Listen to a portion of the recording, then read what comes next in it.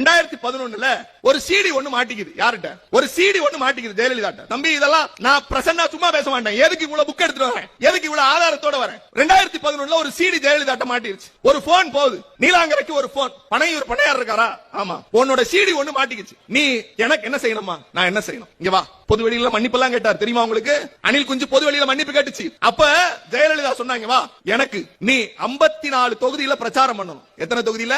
54 தொகுதியில அதிமுகவை ஆதரித்து பிரச்சாரம் செய்தவர் தான் இந்த நடிகர். அவர்கிட்ட தேர்தல் முடிஞ்சிருச்சு, நாம ஆட்சிக்கு வரல, அந்த ஆட்சிக்கு வந்துருச்சு. பதவியேற்பு விழாவுக்கு நடிகர் வந்தார். அப்ப நடிகர்கிட்ட கேக்குறாங்க, ஐயா உங்களுடைய முகத்தால் தான் இன்றைக்கு ஆட்சி வந்திருக்குதாமே, 51 தொகுதிகளை நீங்க பிரச்சாரத்துக்கு போனீங்களாமே, அதனால ஜெயிச்சிட்டீங்களாமே அப்படின்னு கேட்டப்ப அனில் குஞ்சு சொன்ன வசனம் என்ன தெரியுமா?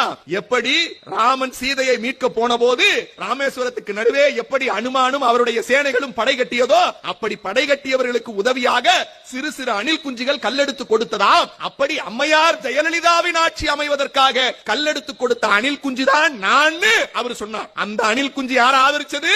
100 கோடி அபராதமும் 4 ஆண்டு சிறை தண்டனையும் பெற்ற ஊழல் பெருச்சாலி அம்மையார் ஜெயலலிதா ஊழல் குற்றவாளியான அந்த ஊழல் குற்றவாளியை ஆதரித்த அணில் குஞ்சுதான் நம்மை நோக்கி கை நீட்டுகிறார். நான் பல Download ShareChat.